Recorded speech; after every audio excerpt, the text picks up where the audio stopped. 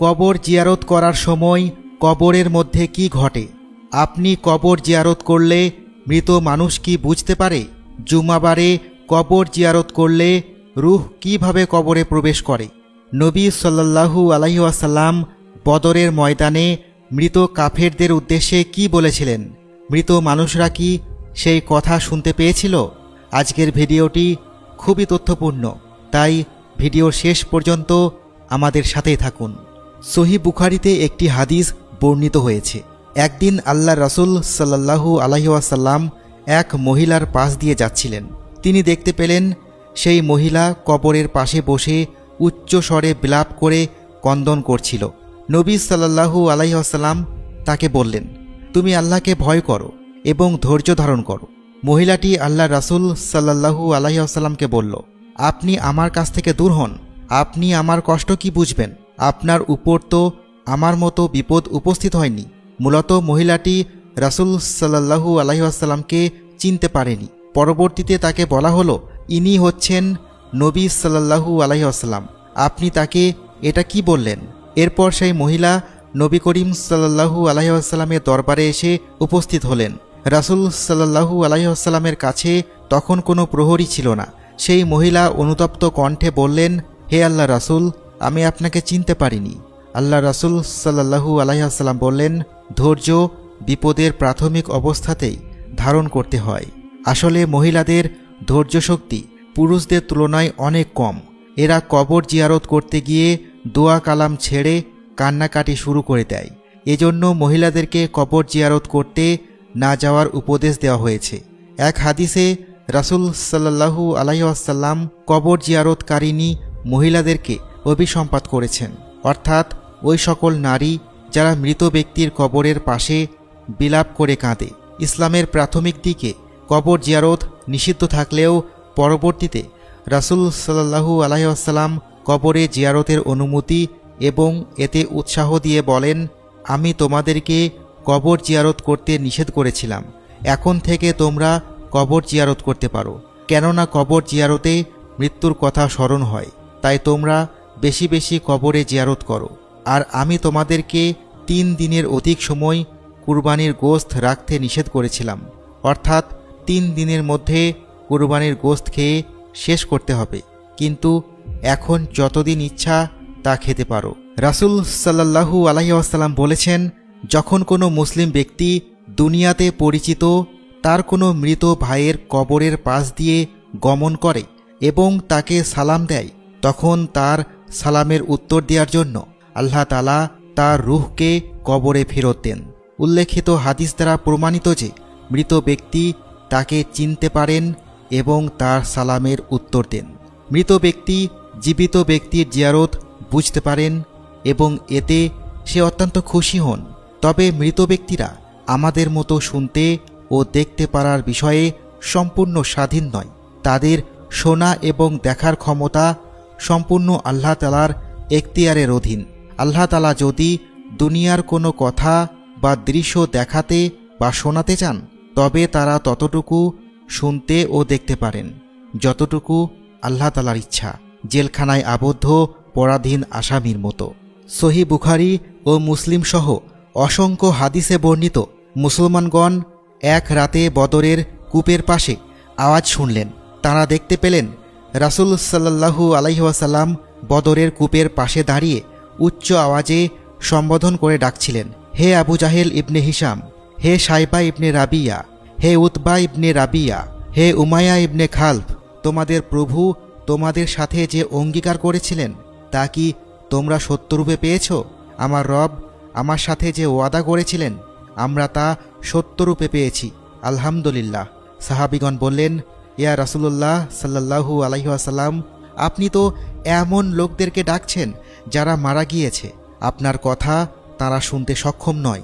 এমনকি হযরত ওমর রাদিয়াল্লাহু তাআলা আনহু বললেন, ইয়া রাসূলুল্লাহ, আপনি আত্মাহীন দেহের সাথে কথা বলছেন, তারা তো শুনতে পায় না।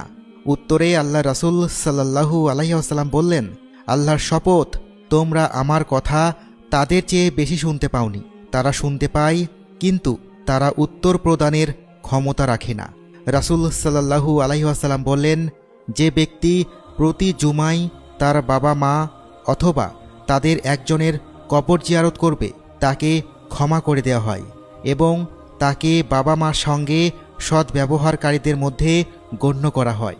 অথচ সন্তানরা আজকাল এত ব্যস্ত যে মরহুম পিতামাতার কবরের পাশে দাঁড়িয়ে শুধু সালাম বিনিময়ের সময়টুকুও নেই। কবর জিয়ারতে জীবিত ও মৃত উভয়ের জন্য অসংখ্য কল্যাণ নিহিত রয়েছে। তার মধ্যে কিছু উল্লেখ করা হলো। 1. মৃত ব্যক্তি ও কবর জিয়ারতকারীর মাঝে আত্মিক সম্পর্ক সৃষ্টি হয়। তোমরা মৃতদের কবর জিয়ারত করো, নিশ্চয় তারা তোমাদের জিয়ারতে আনন্দিত হয়। 2. পরকালের স্মরণ হৃদয়ে জাগ্রত হয়। রাসূল সাল্লাল্লাহু আলাইহি ওয়াসাল্লাম বলেন, তোমরা কবর জিয়ারত করো, কেননা তা তোমাদেরকে আখিরাত স্মরণ করিয়ে দেয়। 3. মৃত ও জীবিত উভয়েরই গুনাহ মাফ হয়। হাদিসে বর্ণিত হয়েছে, রাসূল সাল্লাল্লাহু আলাইহি ওয়াসাল্লাম প্রতি বছর একবার উহুদ যুদ্ধের শহীদদের কবর জিয়ারত করতেন, তাদের সালাম দিতেন এবং মদিনার বাকির কবরসমূহ কয়েকবার জিয়ারত করতেন, তাদের সালাম দিতেন এবং তাদের জন্য দোয়া করতেন। তিনি বলতেন, আসসালামু আলাইকুম হে মুসলিম কবরবাসী, ইনশাল্লাহ আমরা অতি শীঘ্রই তোমাদের সাথে মিলিত হব। মহান আল্লাহ তাআলার কাছে আমাদের ও তোমাদের জন্য নিরাপত্তা কামনা করছি। যখন কোনো জিয়ারতকারী ব্যক্তি কবরে শায়িত ব্যক্তির জন্য কান্নাকাটি করে দোয়া পাঠ করে, তখন আল্লাহ পাক রাব্বুল আলামিন সর্বপ্রথম সেই জিয়ারতকারী ব্যক্তির জীবনের গুনাহগুলো মাফ করে দেয়। সুবহানাল্লাহ।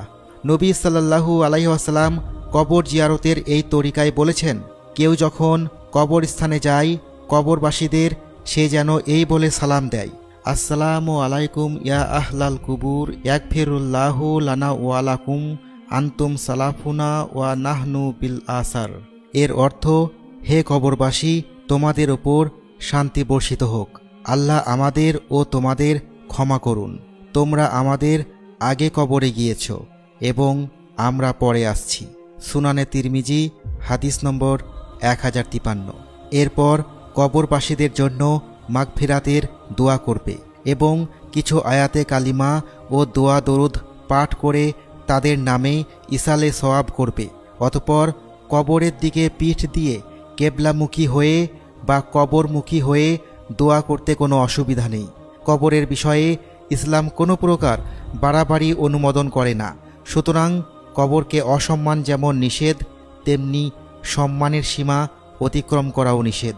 হজরত জাবের রাদিয়াল্লাহু তাআলা আনহু থেকে বর্ণিত, নবী করিম সাল্লাল্লাহু আলাইহি ওয়াসাল্লাম কবরকে পাকা করতে, এর উপর গম্বুজ নির্মাণ করতে আর কবরের উপর বসতে নিষেধ করেছেন। কবরে বাতি জ্বালানোর বিষয়ে নবী সাল্লাল্লাহু আলাইহি ওয়াসাল্লাম শুধু নিষেধই করেননি, বরং এই কাজ যারা করে তাদেরকে লানত করেছেন। হজরত আবদুল্লাহ ইবনে আব্বাস রাদিয়াল্লাহু তাআলা আনহু বলেন, রাসূল সাল্লাল্লাহু আলাইহি ওয়াসাল্লাম লানত করেছেন ওই সকল নারীর উপর যারা কবরে যায় এবং ওই সকল লোকের উপর যারা কবরকে সিজদার স্থান বানায় এবং কবরে বাতি জ্বালায়। তাই সাবধান, ভুলেও মৃত ব্যক্তির নিকট হতে কখনো প্রার্থনা সাহায্য করবেন না। এরূপ করা শিরকে আকবার, যদিও কবরে শায়িত ব্যক্তি নবী অথবা ওলি হন না কেন। পিতা মাতা আত্মীয় স্বজনের কবর জিয়ারত করা সম্ভব না হলেও দূর থেকে হলেও তাদের জন্য ইসালে সওয়াব ও দোয়া করা খুবই প্রয়োজন, কেননা তারা খুবই অসহায়, খুবই নিরুপায়। হে আরশের মালিক, আমাদের মরহুম পিতামাতার কবরকে জান্নাতের টুকরো বানিয়ে দাও, আর যাদের পিতামাতা জীবিত রয়েছেন তাদের দীর্ঘ নেক হায়াত দারাজ করে দাও। আমিন।